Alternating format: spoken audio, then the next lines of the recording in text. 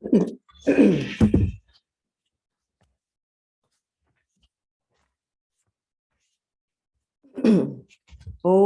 Bhadram Karneभिः शृणुयाम देवाः Bhadram Pashye Mokshabhiryajatraः Sthirairangaiस्तुष्टुवागुं Sastanobhiः Vyashema Devahitam Yadayuः Om Shanti Shanti Shanti.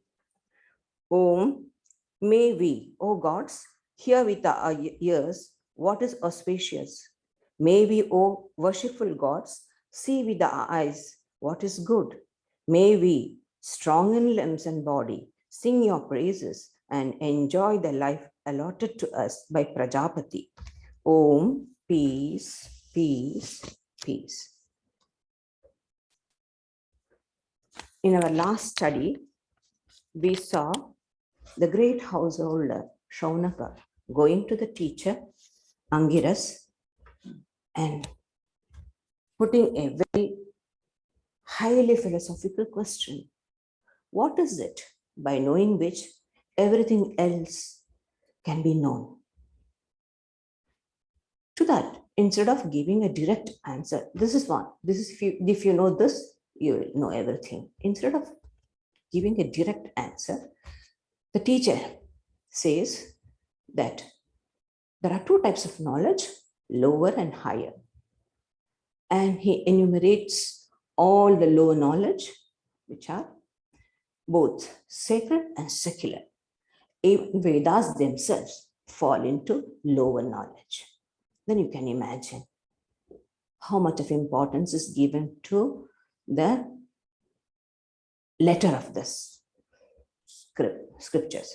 So even the Vedas and the secular, all secular knowledge, everything is lower. And the higher knowledge is that by which the imperishable truth is known. And in a nutshell, he describes what it is, what an imperishable reality is. That which cannot be grasped, cannot be seen by eyes, cannot be grasped by mind, but it is eternal, and all the adjectives. The highest reading which the human mind can think, he tries to describe. And then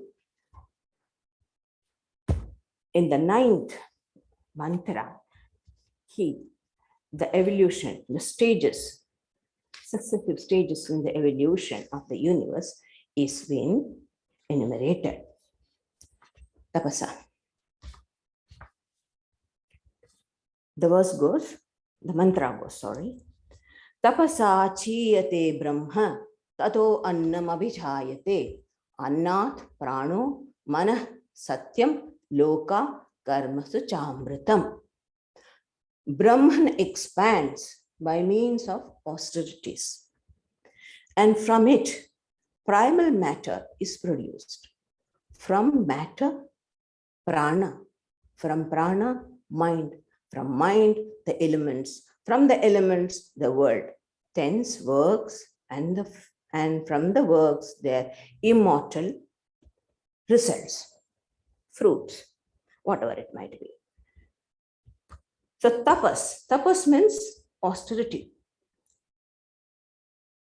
But here, in individual sense, when it is pertaining to us, we jivas, concentration of the mind and the senses are called as tapas.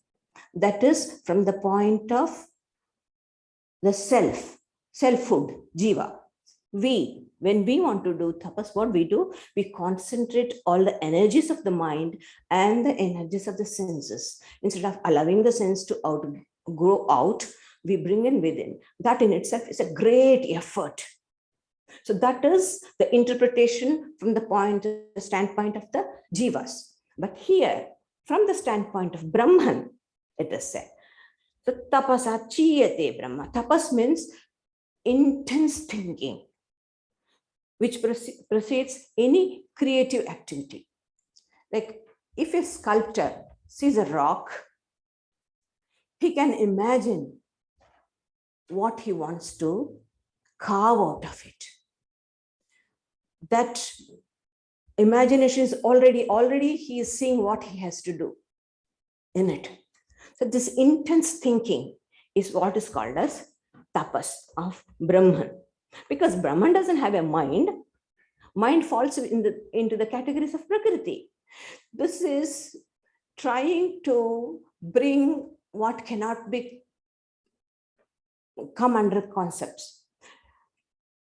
The scriptures are trying their best to make us understand. That is why hence they say tapasa chiyate Brahman. If not, Brahman doesn't have a mind. For the thinking process. What happens is when this idea of creation in the Chandogya Upanishad, there's a statement. Sadaiva Saumya idamagramasit ekameva dvitiyam sa akshata. Oh my dear, the teacher is telling the disciple, he's calling him Saumya, dear. Oh dear, at first there was nothing else but that which always exists. Sadaiva, Sat alone existed. And it thought, may I be many. And how did it become many? That's the process. The commentator says, it's not like waving a magic wand or what they say, abracadabra, and throw a handful of berries and out comes the creation. No, there's a process going on in the creation. That process, the scriptures tries its best to explain to us from the standpoint of mind and thinking, where we are at. So when it thinks, may I be many. So under the influence of its own Maya, there arises in Brahman a desire for creation. Forthwith, it is endowed with Jnana Shakti, Kriya Shakti. And that is how. And another beautiful way how the Shankaracharya interprets it, it's like a father dilating with joy at the prospect of getting a son. That's the joy. There's a joy in creation. There's a joy in multiplicity too. If not, why should Brahman become multiple? Isn't it? There must be. So out of joy, it becomes many. At this stage, the Nirguna becomes Saguna. Brahman without attributes becomes Brahman with attributes. So can you put the chart? So the first category, it's all for the explanation. There's no such categories. Everything it's just an illusion. Or from our standpoint of view, there's a Prakriti, there's a creation, there's a creator and all. From the standpoint of Brahman, there's nothing. So there's a category, attributeless, imperishable, the ultimate causeless reality. And the whole lot is the framework of space, time, and causality. It's the inscrutable power of Brahman called Maya, through only that. So, from Tapasa Chiyate Brahman, so like for example, if you soak a bean, a chickpeas overnight, what happens? The chickpeas swells. It was dry, small, it has swollen, it has become big. So it's like in that way, Brahman has swollen, that swelling state. The sprout hasn't come. The swelling state, that's Annam. So from that inscrutable Brahman, a process in that process, the first offshoot, even the sprout hasn't come, that state, it is swelling state rather, you can call it, of a bean. It's like that. That is called as Annam. Annam literally means food. Why it is called as? It has all the potential of the if there is a jiva, if there is a creation, food is needed. Food means objects of enjoyments. So in the process of creation, for the sake of the creatures, food is created, and that is in the subtlest form. No, nothing has come. There's absolutely nothing is seen. It's like unmanifested. That's why we call it avyakta, avyakrita, where the nature with all its trigunas are all held together. Nothing has come out. It's just the beginning. So from there, from annam, prana. Prana is the, what's prana? Energy, life principle, tangible, specific manifestation. That sprout has come, that sprout state is the prana. It's called as Hiranyagarbha, golden womb, Sutratma. It's like a thread. Everything is threaded. It's a unity, thread-like. And cosmic soul, you can call it, on, or Brahma, Chaturmukha Brahma of the Puranas. And he is the personal God. All the personal gods. So if you want a Ramakrishna Loka, there it is. If you want a Krishna Loka, there it is. If you want a Kailas, it is there. All the personal gods and their own world. It's that. It's a representation of that. Christ consciousness, Krishna consciousness, Shiva consciousness, all consciousness having a subtle world. Vishuddha Sattva, it's called as. Very subtle, highly spiritual, but is there. It is made of guna, finest guna. Vishuddha Sattva, but still it is a guna. From the standpoint of the Upanishad, where highest importance is given to the Nirguna Brahman, it is a bit lower. And then from there, Mana, cosmic mind. Mind characterized as volition, deliberation, doubt, discrimination. But this is not mine and your mind. It's not individual minds. It's cosmic mind. And from there, Satyam. Satyam means it's visible. That's why it's called a Satyam. It's not ultimate truth. Satyam means something which is tangible. Yes, it's that. So they are the 5 elements: earth, water, fire, air, space, all this, Kshiti, Up, Tej, Marutvyam, all the 5. But they are all still individual. They can't produce anything because they are by themselves separate. They have, through a process of Panchikarda, means the mixing of the all elements. If not by individually, we can't perceive. We are in this state of vibration, we cannot feel it. Only when the elements, bhutas, panchabhutas mix up, then comes the grossest universe of cosmic universe, you can say. All the planets, the sun, the moon and all. And then after billions of years, then a living cell comes.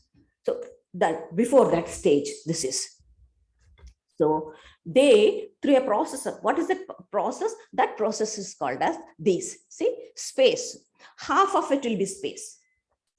And the other half, see, 1/4, earth, water, fire, air. These together, then you see, this is an element of space. It's primary element, space. Then you come to air, then fire, double times you have put fire, earth, water, air, and space, it should be.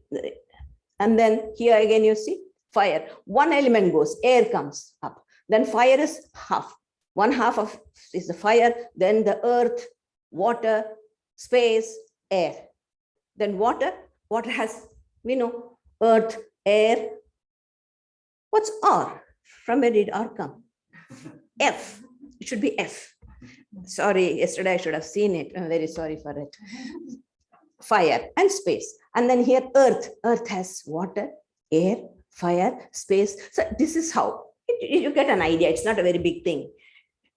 Just half of it, the other are the other element. So this mixation is called as Panchikarda, nothing big. That's all. And then from there, lokas, the world. In Hinduism, there are 14 lokas. 14. We call it Chaturdasha Bhuvan. 14. The earth is here. Below, you can imagine. It's not the below the earth is water is there, mud is there. It's not that. I mean the evolution, the vibrations and where the human experiences can go. Worst experiences can go downwards. Higher refined experiences can go up. It is lokas means place where you experience certain things. It depends upon my evolution or my deterioration. So the earth is here. Then these are all downward going. We are not interested in it. Don't worry. So we'll then bhu, bhuva, swa, ma, jana, tapa.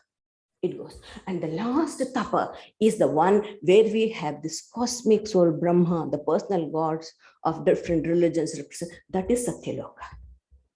Supposing I die thinking of Sri Ramakrishna and I go to Ramakrishna. Maybe I had thought many things, but there is somewhere a little bit of desire in me. But Sri Ramakrishna is very happy because I have thought of him. He'll say, come on, my child, come in, stay for some time. But what to do? This little desire which is in me, it is just keeps on triggering, you know. It doesn't allow me to stay for a long time. Then Sri Ramakrishna says, bye-bye, go and finish it. This is how I fall. So just because I have been to Satyaloka, it doesn't mean to say I am fine. But if I had detected this one desire is there, one, what do you call it? It's like, you know, root somewhere. It will trigger and then it will come pull you back. So if I can detect it, and if I can work on it, even in that plane, when Sri Ramakrishna merges in the infinite, I can go with him. If not, I'll come back. So this is how it is. Anyway, so lokas are 14. We are interested in only high ones. And then, so if there is a loka, naturally there will be souls there and they will do karma. So karma comes in. So karma in this earth is divided into 4 types according to our varna and ashramas. Which stage of life we live, what sort of a karma we do. Brahmacharya life, Grihastha's life, Vanaprastha's life, and Sannyasa when they take up. So all this, according to the ashramas and their caste, you do the karmas and you reap the results. And the results are called Amrita, immortal, because any action done with a motive will never go until and unless it is reaped. In that sense, it is immortal. And karma creates desires, desires creates karma, and then impulse more action, and then action creates again karma, and then it goes on and on and on and on for millions and millions of eons. No way of escape until and unless we have the knowledge of the self. That is the idea behind the whole lot. Then in the 9th mantra, the Upanishad is concluding. Yes, sarvagnya sarvabit yasya jnanamayam tapaha tasmadetad brahmanama rupam annam cha jayate. From him who knows all and understands everything, whose austerity consists of knowledge, from him the imperishable Brahman are born Brahma, name, form, and food. Sarvagnya and sarvabit. The root of gna, the root word gna, and the root word vit, both mean knowledge, to know. Then what's the meaning of using the 2 words in the same mantra? Rishis don't use the words unnecessarily unless they mean something. So sarvagnya means at a cosmic level, as the principle of intelligence, everything in the cosmos is known. As many cosmos are there, as many worlds are there. Everything under it, it knows. And Sarvavit means who knows everything in detail. There cannot happen anything that which is not directly under the light of Supreme. So the light of the Atman has to fall on everything in order to have the perception of a thing. So he is Sarvavit. And in the language of devotees, we say, God knows everything. You can't hide anything. We say, you can't hide anything because God is within. He knows everything. And Sri Ramakrishna would say, God knows and hears even the jingle bells that are on the ant's feet. Imagine ant has the jingle bell. I mean, we put that nupur. In India, women put, that's an ornament like. So that makes sound, when they move, walk. So if supposing an ant has it in its feet, even that sound God can hear, because as Vibhu, he is even in the ant. So that's the Sarvavit means. I'm explaining it from the point of dualistic and as Bhakta's language, but in the language of Jnani, Sarvavit, he knows everything. So from that imperishable Brahman, here the Upanishad is not going to again food came, prana came, and all that. This is just comprising, just making it proceed. So from that imperishable Brahman has come the Brahma and name and form. That's a quick way of telling the whole lot instead of describing everything. So because the world consists of name and form. You cannot think of something without name or a name without a form. So the whole world is nothing but name and form. So name and form. Tasmat etat Brahma Nama Rupam Annam, of course, Jayate, the objects of enjoyments. All this has come from that. So here ends the first chapter of the first Mundaka. 2 mantras we had left it from last time, so I finished that. Now we are going to the second Mundaka of the first chapter. And this chapter is exclusively karma-oriented, ritualistic portion. Why does an Upanishad bring in? It is not that as a vidhi, do. It is not asking us to do it.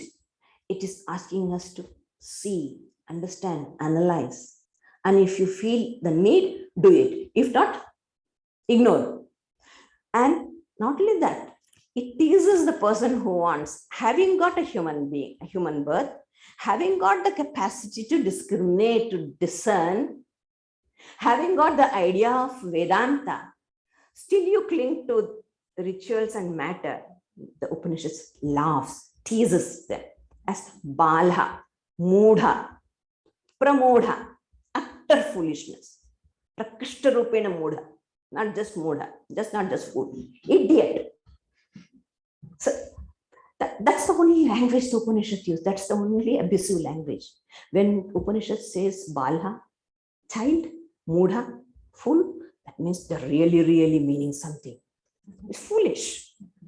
How much of eons you have taken in order to get this psychophysical organism.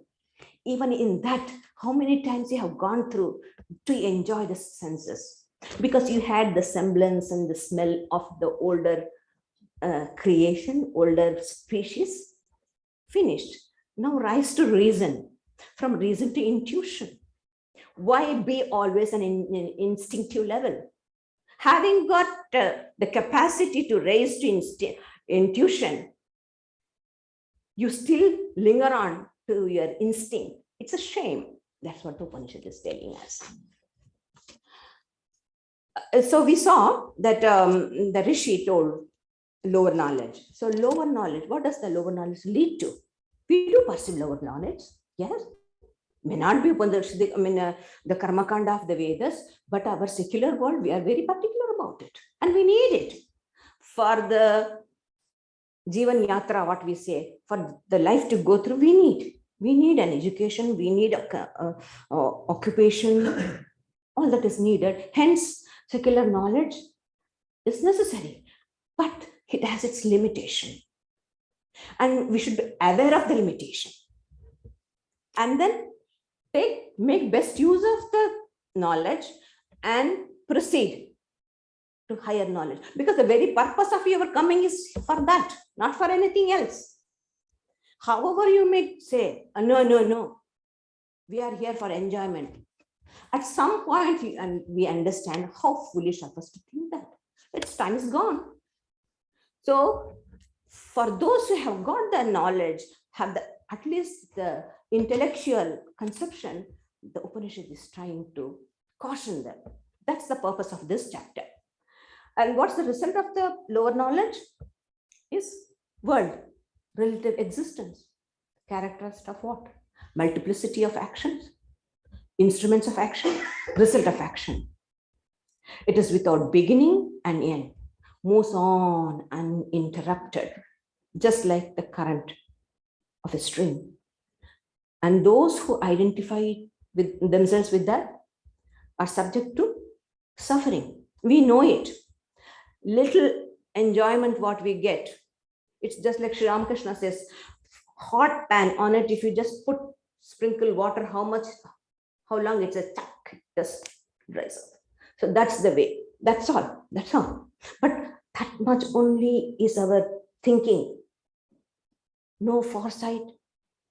The animals, they just do like this. They can't see it. So that is. So if thinking person would think twice, do I need to go through this? So this samsara can be overcome only through self-knowledge. And what about the higher knowledge? What's the result of higher knowledge if we perceive it? Moksha, liberation, which consists of cessation of samsara. It's free from the 6 modifications: birth, individuality, growth, maturity, decay, death. These are the modifications.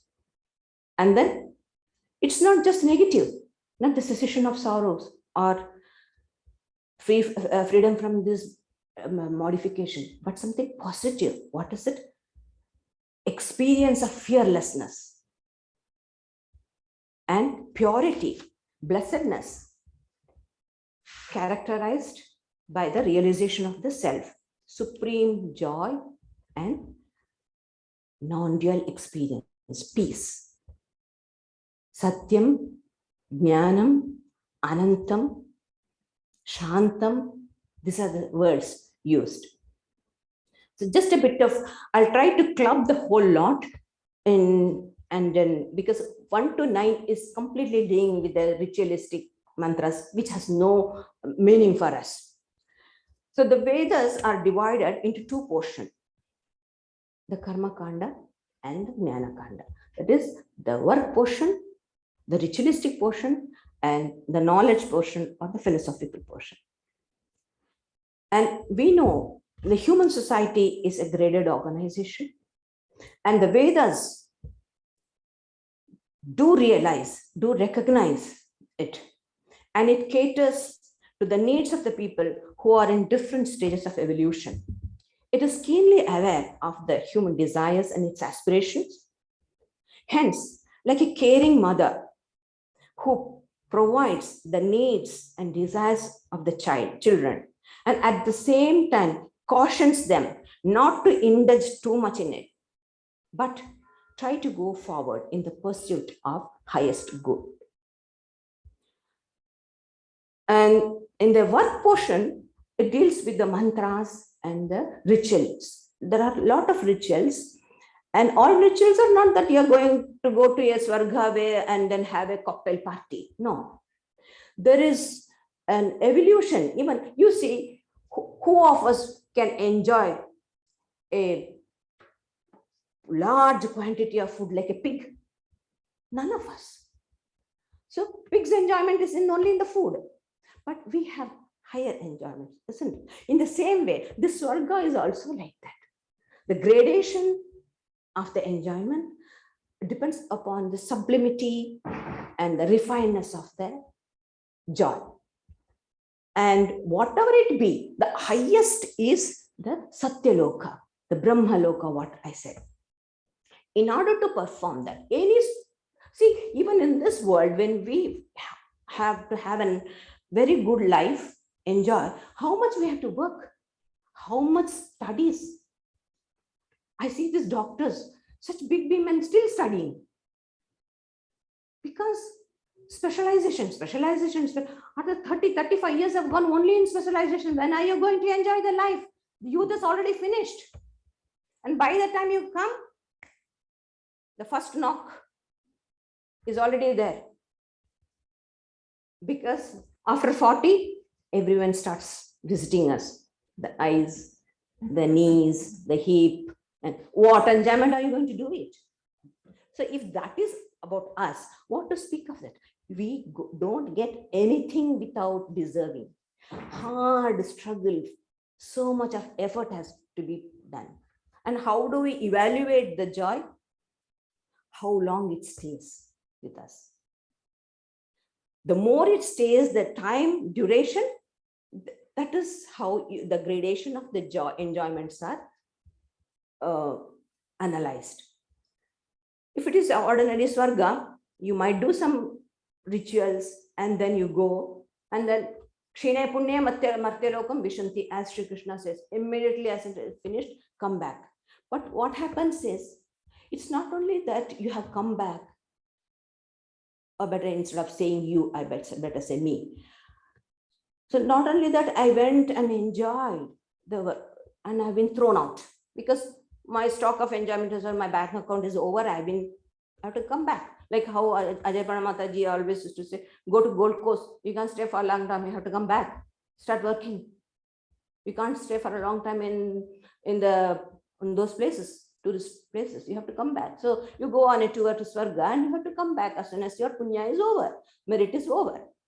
But the disadvantages of it is the mind becomes keener in its search for joy, because enjoyment is such, it will never be satiated with enjoyments, only it increases. So what person coming from the heaven, who has fallen back from heaven, will have all the more desires to enjoy. The lingering is there, that and then seeks somehow or the other I should. And when I don't go, but hook or crook, I go. And what has happened? Ethically, we fall. See the disadvantage. If we can think in all these lines, we wouldn't do. Those people in the news we see, caught for this and that. Fools. Didn't you think before? One day or other day you will be caught. All you have earned, all with it, it will go away. And you will be behind bars. And what's the fun in doing that?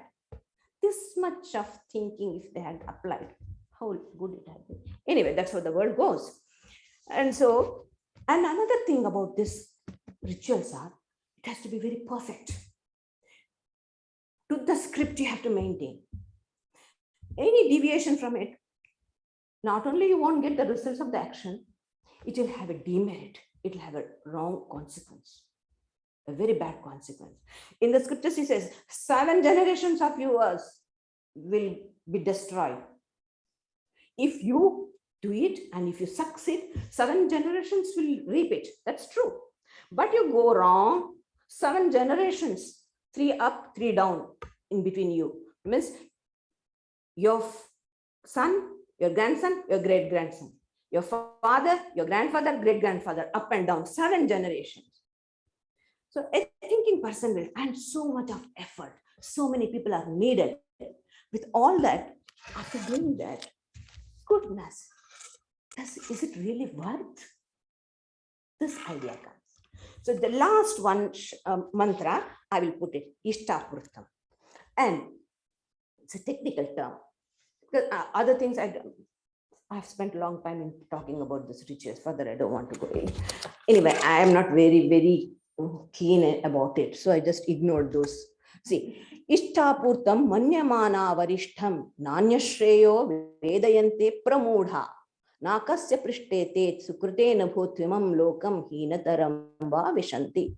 Ignorant fools. I told you, pramudha. Ignorant fools regarding sacrifices and humanitarian work as the highest, do not know any higher good. Having enjoyed the rewards on the highest of heaven, gained by good works, they enter again this world or a lower one. So I told you the scriptures, the Shruti is criticizing a mature person. Don't be a fool.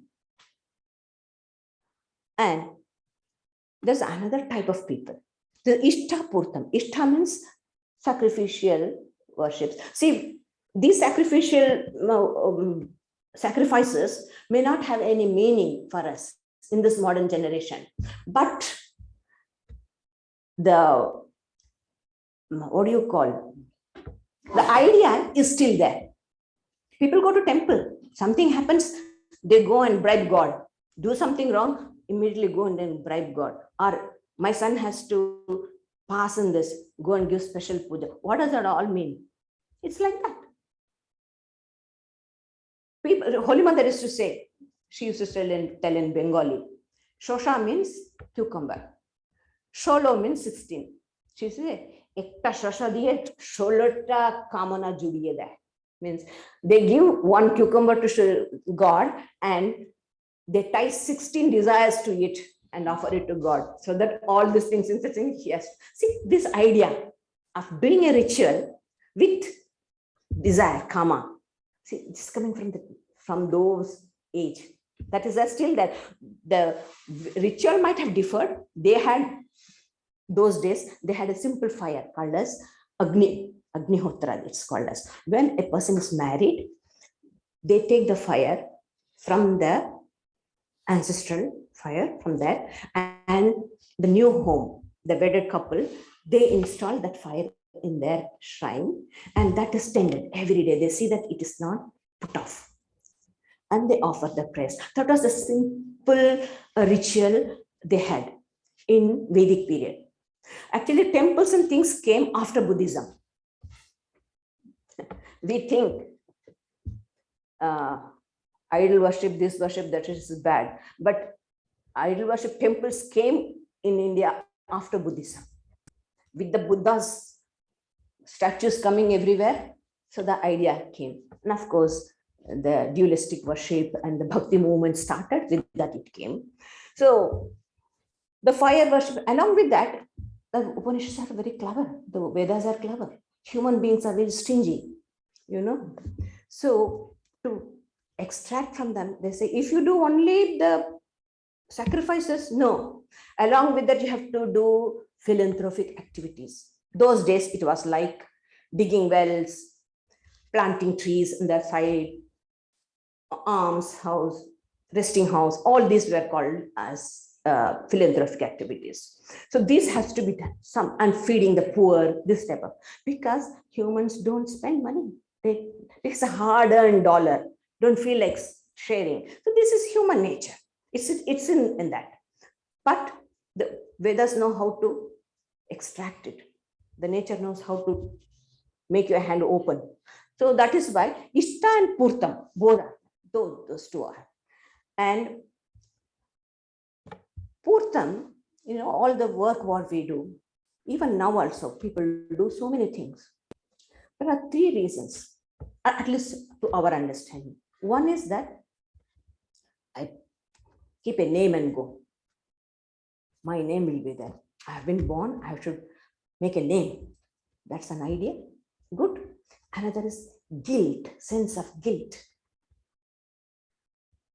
When I was young, I had one lesson, Father Damien or something like that. I don't know what is his name. I can't pronounce English names. Anyway, who worked for the lepers.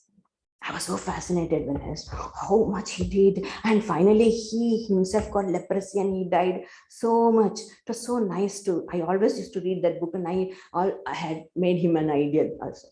Then one day, Dhiraprana ji told me, oh, he did all sort of nonsense out of guilt consciousness. He did that. The moment I heard that, how could it be to do something, expiation of the sin through that guilt consciousness? So this is another one. Do all sorts of nonsense and then do some good work so they can go scot-free to heaven. So this is another idea. And the third is, can't sit quietly and meditate. can't face one's own mind. Terrible it is to face. So start doing. Sri Ramakrishna says, a person is sitting and trimming the, what do you call it? Hedges. And then you ask him, you see, I can't sit quietly. So I am doing this. Can't sit, can't you sit and meditate? No, sit for meditation, you will see all what your mind is. So afraid of facing one's own unconscious mind. Because unconscious mind is stirred up, all the images come in a meditation and we get frightened of it. So we don't want to face the reality, but that is there. One day or the other day I have to face it, let me face it. If I reason it, and if on the strength of my reason, I can overcome this fear. No, they don't reason it instinctively. So they avoid. So actions can be to get name and fame and to punya, merits. Second is guilt consciousness. Or third is because we don't want to face boredom, time pass, do something. So these are them. So these things, ishtaput. And then this is great. Isn't it great, Mataji, to do for the community, to contribute to the community? Indeed true. What about yourself? What did you gain? That's the question. What happened to me? The same creature, well, dying, fear of unknown. I'm not telling anything else. Fear of unknown is there in every one of us. Because we don't have anything, no idea of anything other than this five senses, what the five senses shows us. We are in this vibration. Five senses, what it shows, this world is real for us. We have no idea. So this fear of unknown is always there. How am I to overcome it? Just by going on doing, our President Radhakrishna used to say, people say, we believe in doing good. Here also, one person spoke about Sikhism or something. He said, oh, we don't believe in meditation. When the world is burning, how can one meditate? As if to say they're going to put off the fire. Is it so easy to put up the fire of the world? You need tremendous strength. Even Buddha and Christ couldn't do it. And you and me will do it. No, what is done is we will be benefited. If we do something good, we will be benefited. That too, if we can do it selflessly, removing the self. How do we do it? Prakriti karmani kriyamanani cha sarvashah yapashyati tathatmanam akartaram sapashyati. Prakriti alone is doing. I am nobody. I am not the doer. Prakriti is doing. Prakriti is giving an opportunity for me to use my hands and mind, buddhi, and I do it and I come. I am always the witness. If this attitude, if I don't inculcate in all my actions, if I don't bring this idea strong within me, I will never be able to overcome. So ishtapurtam manyamana varishtam, they think this is only do good to others, enjoy the world. Enjoy the world and do good to others. Because enjoyment always, it brings a bit of sense of guilt. Because our nature is not that. Our nature is pure Atman.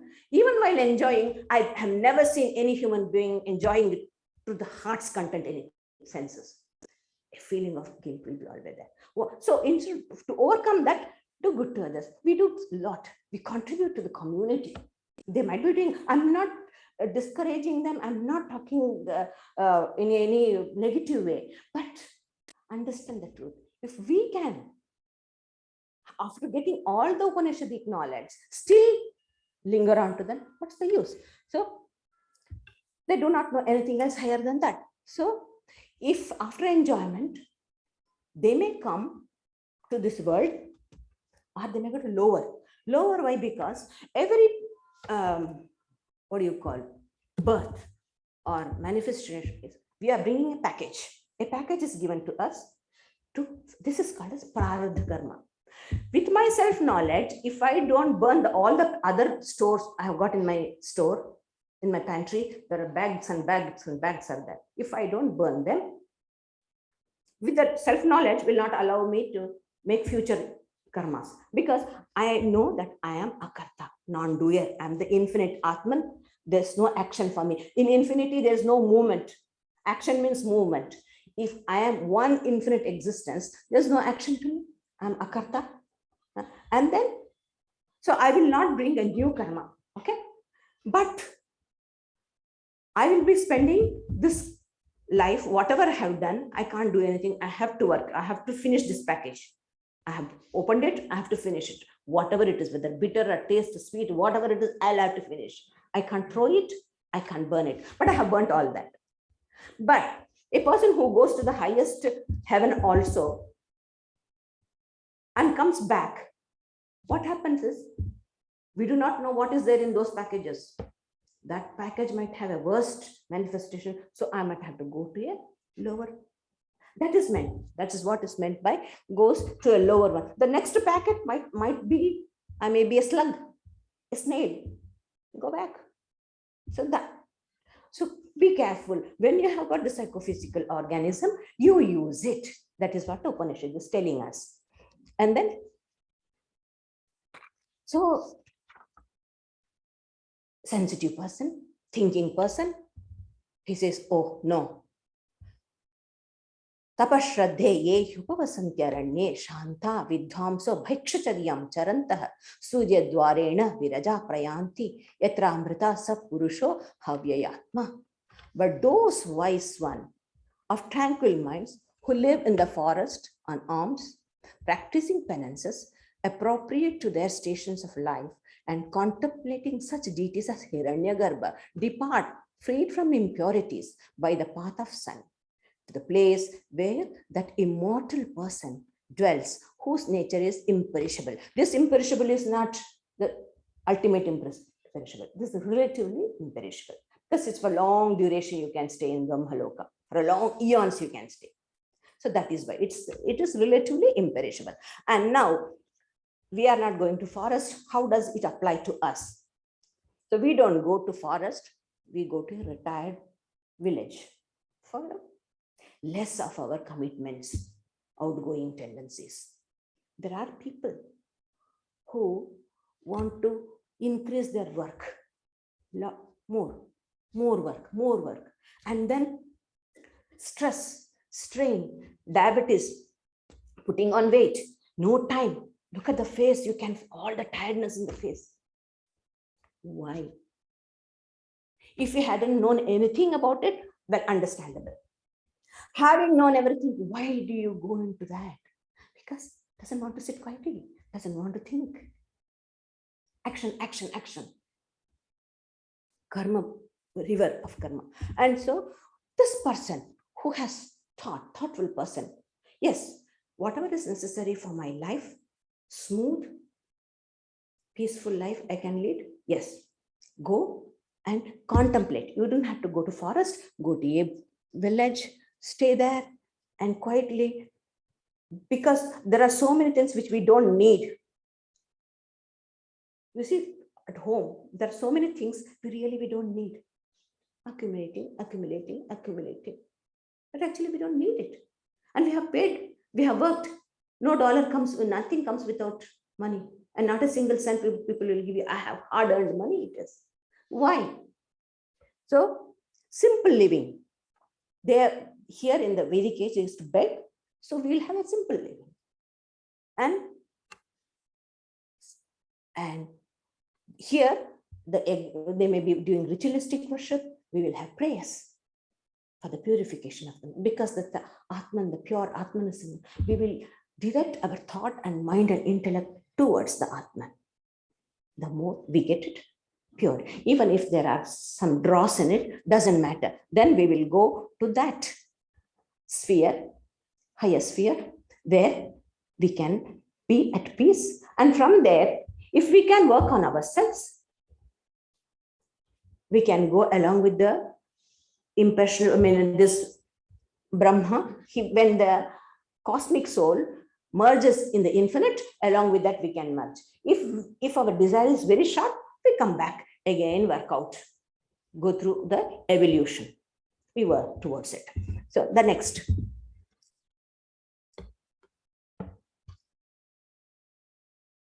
And that was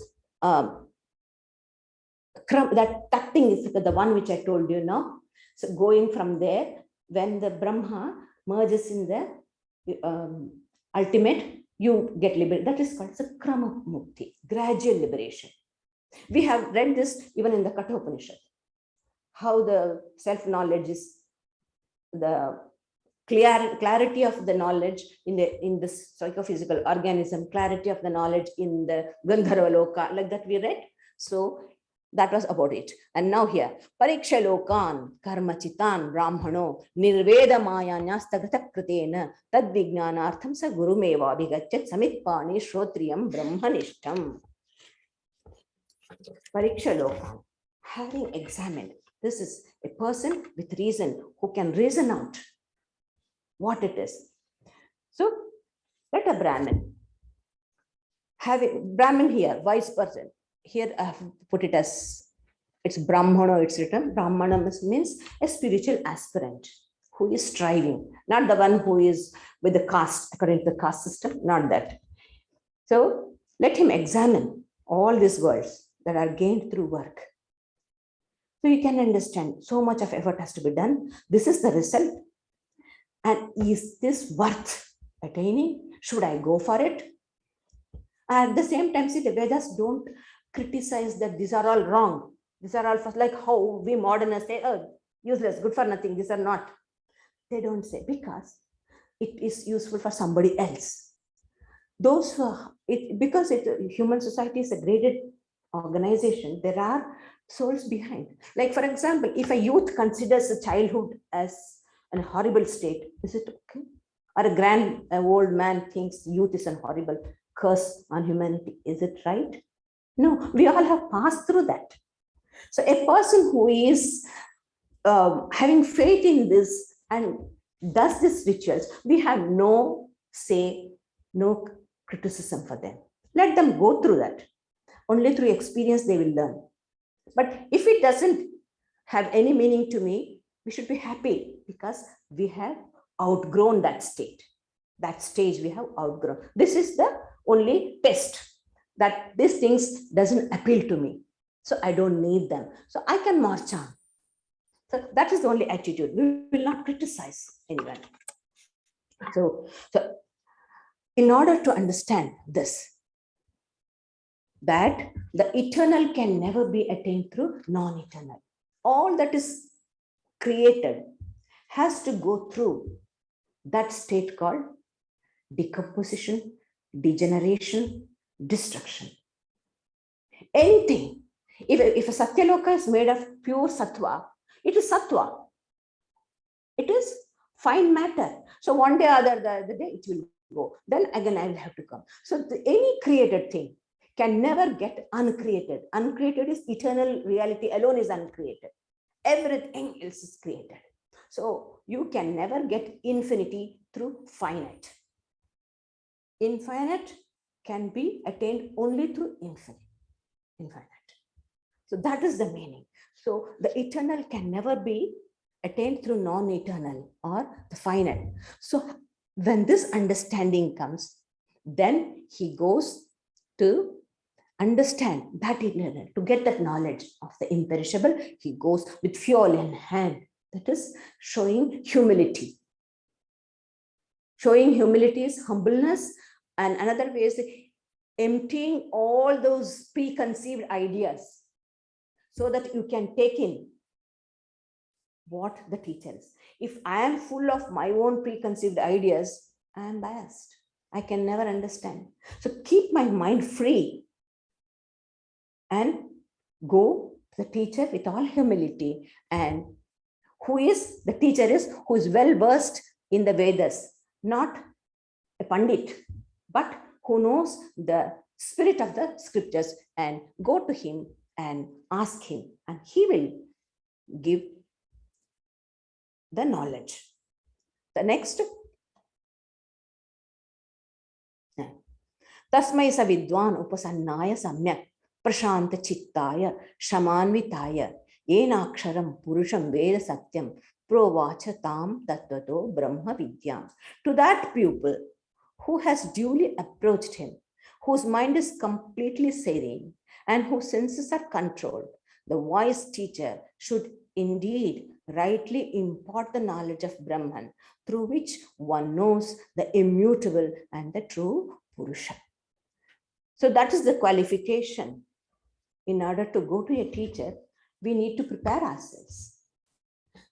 What happens is when we understand, when we, Pariksha Lokani said, when think and we understand the futility of the ritualistic worship, futility of its results, then what will happen? The mind gets wearied. Oh, enough of that. Let me see something within now. I have tried, I have done anything sufficient. The same old Jayasvam Riyasam, be born there, birth and death, birth and death. Like insect, do like this, it dies. Few minutes. What is 100 years when compared to infinity? Eternity, nothing. 100 years is nothing. Some people say, I want to make century. What's the meaning? Everything is nothing compared to it. So infinite and little, what the best enjoyment. I have lived my life very well. I have got the highest enjoyment. I could even go to moon. Now, highest enjoyment is now going to moon. But what did you get? Have you overcome death, birth and death? That's the question the Upanishad will ask us. I'm not asking you. Upanishad is asking us. So we should be ready for that answer. So when we understand that these things will not give me happiness, however sublime it is, it will not. Then what happens? The mind becomes calm, and nirveda, intense dispassion comes. With discernment comes dispassion, and these two are the wings on which the flight of alone to alone will take place. Until and unless I endow myself strong with this two, it's like the biceps of the fighter, wrestler, strong biceps we need to fight matter, to fight Maya. So like that. So when he gets the dispassion, then he approaches, and to that person who has come with the aspiration for this knowledge, the teacher must. So these are the conditions. A certain degree of serenity has to be there, and a certain amount of sense control. Not instinctive, at least the capacity to think. Mataji used to tell us, pause and then act. This capacity to pause comes with reason. Impulsively we act, that means to say we are in an instinctive state. When we reason and pause and reason, then we are really humans. Of course, if we can have foresight and purity of mind, intuitively we can feel this is not right, that is right, and then we go towards it. So for such a student who comes with all earnestness to the teacher, to him, the teacher welcomes and imparts him the highest imperishable truth, the true Purusha, because there he said imperishable, that is relatively, but this is true Purusha, that is who is imperishable. With this, the second Mundaka of the first Mundaka Upanishad is over.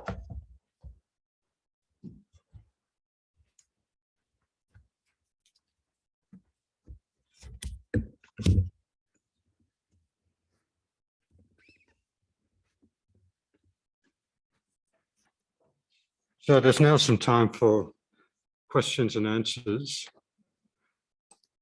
And I've got a question, that last verse, to 13. So it's talking about you're only approaching the teacher when your mind is, the spiritual teacher, when your mind is serene. I mean, you're already in quite a very stable, highly spiritual state of mind. So I'm imagining back in the times when this Upanishad was developed, then that was the tradition. But nowadays, in the modern Western cities, for example, people are approaching spiritual teachers, and they can be very, in a very bad state of mind. That's why they're going, and they are needing this teaching, but they're not, in a traditional sense, as prepared. Yes, that is true. See, even I mustn't speak. This time I'm telling you. Even in the olden days, our parents I have seen, There were householders. I've seen them. I will come home and just have a bit something, one hot coffee or whatever, sit quietly on the lawn, on the outside, and just, what is it? He's repeating Gayatri mantra. See, repetition of mantra.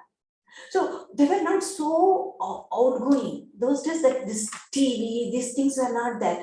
News, hear the news. What is happening in the world? You don't have to be, because you're spiritual, we don't have to be stupid.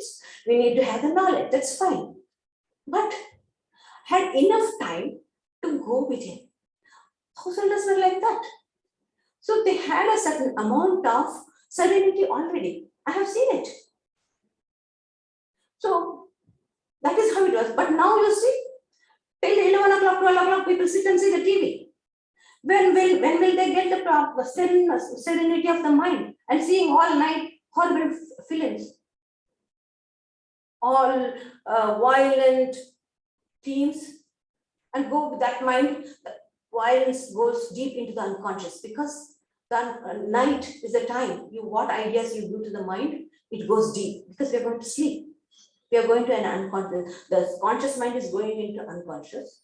So whatever the conscious mind takes, the impressions, that goes. So that is why when we go to bed, we are asked to think of the Atman. Sit for a few minutes, calm, think. You are pure, infinite Atman. I'm not the body, I'm not the mind. This, even like a parrot you tell, doesn't matter. Today it's parrot. Tomorrow, after 10 months, what am I telling? The mind will ask, do you know what you're saying? So we become a bit of thoughtful about what we are talking. So that is how it goes. Slowly, the idea will sink in. And how will it sink in? What food we give to the unconscious mind. So this was natural with them. But now, with all this type, and then we have got the arrogance of science. I remember one young man, he came as a veterinary doctor, and something was wrong with the cow. I mustn't tell about cows, I'm very fond of them. Anyway, and he said, look, this is science. I said, my God, science is only telling you about how of things, not why of things. Don't be so arrogant. You have known how of things. That's very good. That is the utility of science. But science will not answer to you where and why of everything. That is the realm of spirit. Religion. Religion means why have I come into? How I came, I know. Through the union of my parents, that's fine. Why have I come? How I did enter to particular parents? And why was I like this and the other one is good? And why am I like this? So who will answer all this? I had in good parents, but I don't get those qualities which my parents had. If a hereditary answer everything, why is? If a father has 4 children or 5 children, by the time 4 children, 5 children take, everything is empty, finished. Father will have nothing. If it's hereditary, all the qualities and all his impressions I'm gaining from my parents. Joseph, Mary had so many children. Only Christ was different. Of course, I'm not talking about immaculate conception or anything. I'm in an ordinary sense, I'm saying. Why only Christ was like that? And what about his other brothers and sisters? Where do you answer? So, everything is cannot be. So this arrogance of science, we have to reduce and be ready. Be ready to receive this, what do you call, the capacity to take. That should be there. For that, it needs to be, to apply reason. And reason, of course, Shankara doesn't accept all reasons. His reasons means it should be according to the scripture. Because today I reason, tomorrow somebody else smarter than me will refute me. Where will I stand? So I need a hold on which I stand and I work out my reasons. My reasoning, line of reason should be. So any reason won't do. Scripture should be there. But even otherwise, Swami Vivekananda says, one scripture says one, another scripture says another. He said some scripture will say, you kill him, he will go to heaven. And Some other will say, you do this, you will go to heaven. So now which am I to know it? But there is human reason also. First, I apply that. Does this truth, what the scripture says, stand the reason? Does it contradict the reason? This heavens may not answer the reason, but it is at least not contradicting the reason. So truth transcends reason, but it never contradicts. So through that way, through reason, one can make their minds calm. Reason is very important. See, much of the people you see, do you think they're humans? I mustn't use these words because we have things going in YouTube, people will criticize me. But I'm telling you how instinctive they are. Nothing than the sense object. Nothing other than this, what do you call? In Bengali, we say mamsapinder, lump of flesh. You know, have you seen in the meat shop? The meat cuts it, the keema makes such a big piece of flat meat, it's chopped and rolls in. I used to, when I was young, I used to observe them. Say, well, look at that. He cut it and he made a ball and gave. So it's like that. Senses, body is nothing but that. But so happy people are. The Bhagavad Gita says, legitimate enjoyment, fine. That is why, you know, the values of our life, dharma, artha, kama, moksha. Scriptures never say kama and artha is bad. No, they never say. Legitimate, Krishna says, dharma viruddha, bhuteshu kamosmi. I am the legitimate desire in man. So, within the frame of dharma, go. You will never be polluted. Gita says. It doesn't criticize. That is why it makes the dharma basis. The first value is dharma. On the standing on that, being fortified with that strength of dharma, artha, earn, righteous earning, righteous enjoyment. You have got a psychophysical organism. It is natural. There is a limit. That's why they said brahmacharya, grihastha ashrama. They never said grihastha is horrible. No, grihastha ashrama, wherein you develop your spiritual capacities. And then vanaprastha. Then you know its limitation. Yes, I have done it enough. Now let me think of something else. So retirement stage. And then finally, when you know perfectly, yes, my mind is calm, then you go for the fourth stage. So it's a gradation of values based on dharma. So because that is not there, the enjoyment takes precedence. It takes away. So naturally, human beings are selfish. So it takes a long time for the society. The mindset of the people are not even as matured as the kids of Vedic age. The present generation's mindset, their maturity is not even. Look at Nachiketa. An example is given. There must have been many children like that. One example they are giving, there must have been. Boy of Kumara, and he is. Yes, Krishna. Oh, wait, Karan.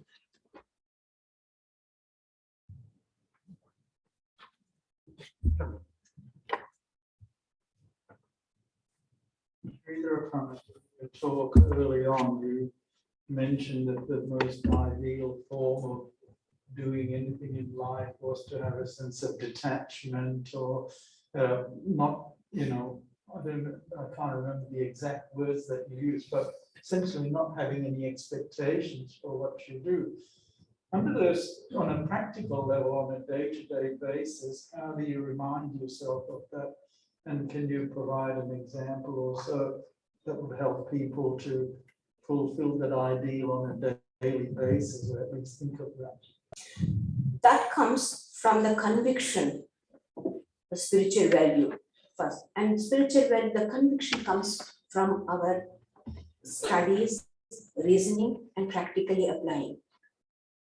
You know, for the discernment to be sharp and to apply it at the right time, it needs a lot of effort. Like for example, I used to ask Mataji, I know after doing some mistake, I understand, oh, I should have done it that way. So why didn't it come? Why didn't I think this before? Then she said, it comes through practice. Now, immediately, at least you are aware what you did was not correct. But before that, if you had not practiced, you wouldn't have even known. And with us is our relationship with sisters, because we come from different families and backgrounds and all that. Our difficulties only with this adjustment. That's the main problem, because all of us have certain egos. The more certificates we have, the stronger the egos are.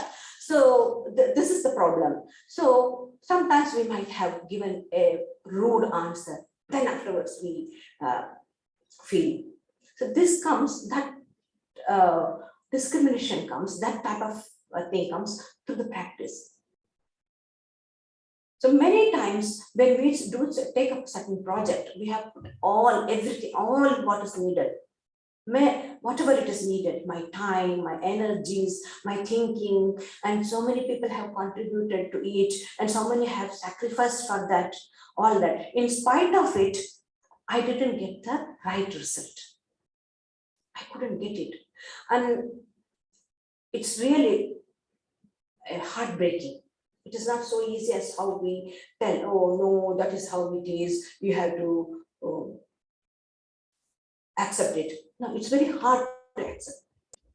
But if we think, after putting everything, again we try to analyze, again we think, where did I go wrong? After all that, you see, there must be some other power or something where I don't deserve it, something that is why I didn't get, or maybe this might be for my good.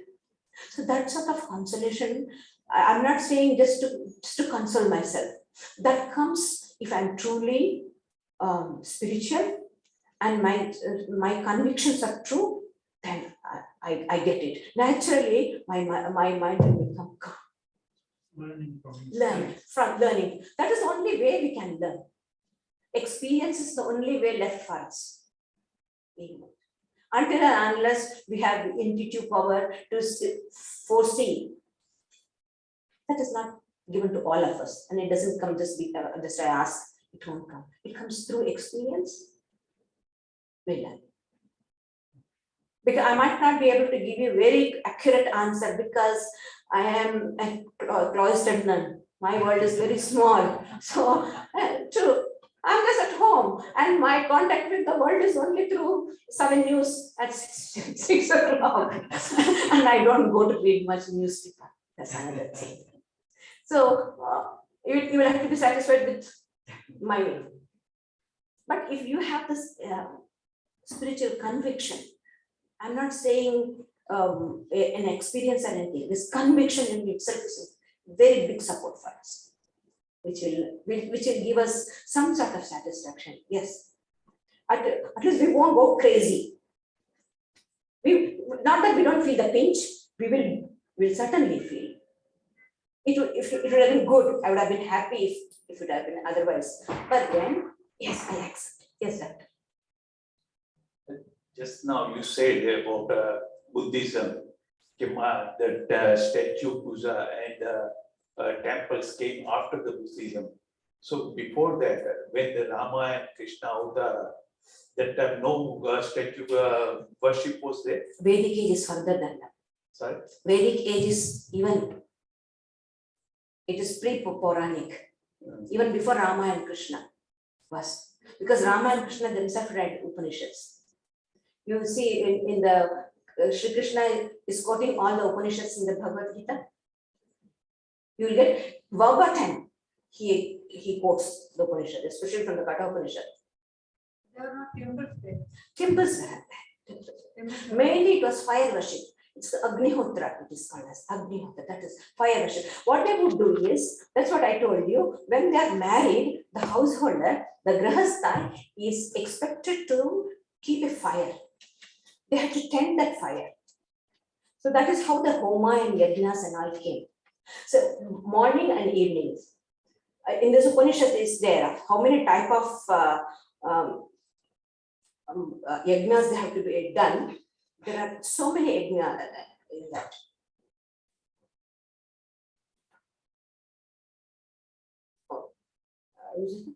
Yasyagnihodram adarsham apurnamasam achaturmasam anagrahanam atithi varjit ahutam Vaishwadevam.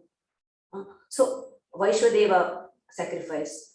Then Adarsham is in full moon day, a new moon day, every 3 months.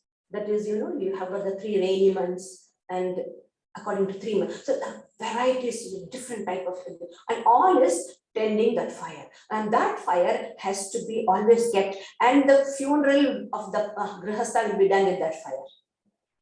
That fire is taken and the sun takes the fire from that, and then it's a sacred fire. So fire was the one, fire worship was made. There is in the Isha Upanishad is there. The devotee prays, "Oh fire, take my father in your arms to the place in the Vedas. Now, take him in your arms to the higher regions where he can be happy." So fire was a very important symbol. Fire was a symbol of knowledge, sustenance, because fire is mainly needed, isn't it? I can cook food with something, but if there is no fire, I cannot cook. Fire is the main ingredient, first ingredient. So the statues were not there? No statues were there. It mainly came after Buddhism. At the most, might be after in the Vedic period, of course, it was not at all that. Post-Vedic period might be lingam. It was only an image, something represent symbol. All this goddess and goddess, all that, gods and goddesses, it's later. Because Rama and Krishna are Puranic age. You see, Hinduism it's a gradual development of spiritual ideas. We have got the worst materialism in Rig Veda, down to earth ideas. But inquiring minds, when they came, they took. Swamiji says, the intellectuals came, the inquiring mind came, and they questioned, who is this Deva to whom I am sacrificing, giving the sacrifice? What are his credentials? Was questioned. And if he doesn't stand the test, they just push him aside, go further. Because we didn't have a centralized church. So we could question the deity whom we were meditating. Kasmai Devaya Havisha Vidhema. Who is this God to whom I am sacrificing, giving this Havish sacrifice? So the nature, questioning the nature of your object of meditation. See, that is how the inquiry starts. If he has something enduring something in him, which is good, then they perceive nothing, brush him aside. So they had that liberty, they had that freedom.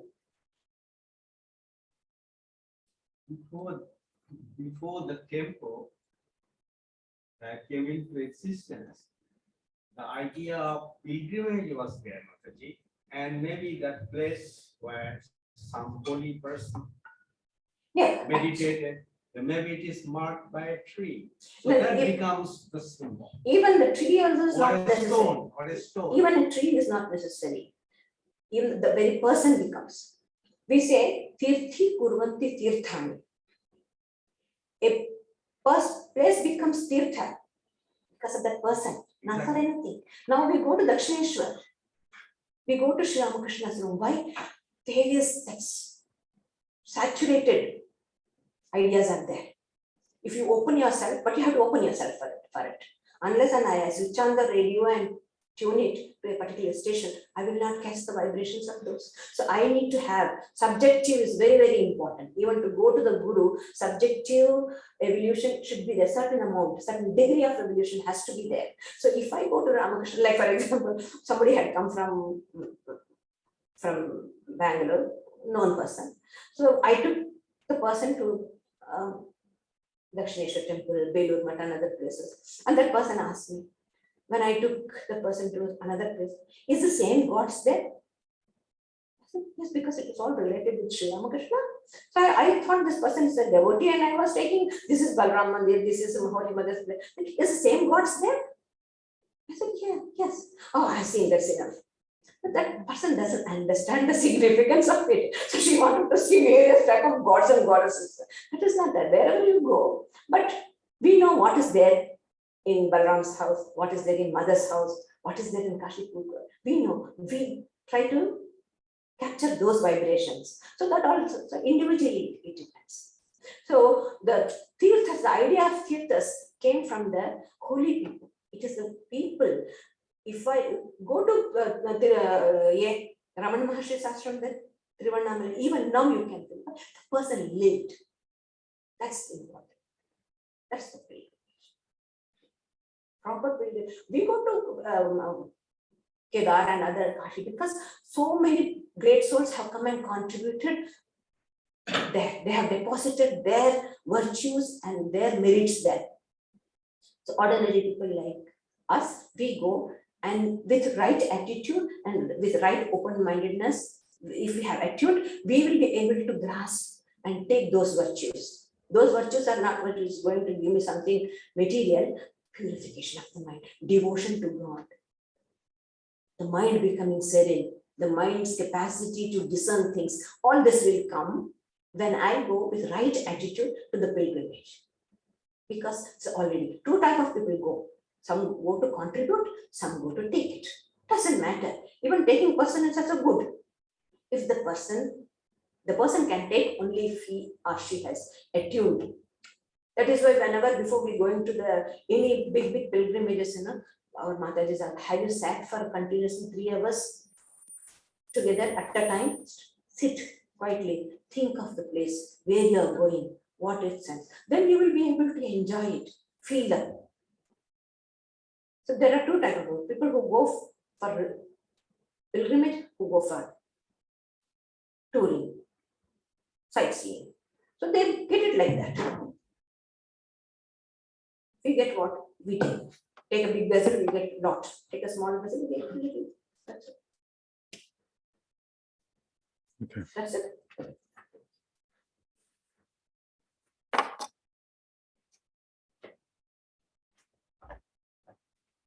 So, a few announcements. The yoga class will not be on. Our teacher has got COVID, like so many others, couldn't escape from that. I think the week after she'll be fine, we'll restart. And then this coming Friday night, we've got the fortnightly Gita discussion. And then next Sunday, we've got a very special event. It'll be online only, the Twilight Years, and a whole galaxy of speakers from 10 a.m. to 3 p.m. You can, on the weekly email we're sending out, we'll give you the link for that. And you can join at any time during the day, dip in, dip out. There's a little button there to click on to show you the program throughout the day. So whatever appeals to you, you're quite welcome to pop up anytime and get admitted into the Zoom. And we will see how it goes. It's going to be, we've got some very good speakers, as you would see from the program. So very, very worthwhile joining up at some stage or several stages next Sunday from 10 a.m. to 3 p.m. We've got donation plate there, donation box at the back. And thanks as always to those who joined us via Zoom. And this will be put up on YouTube later.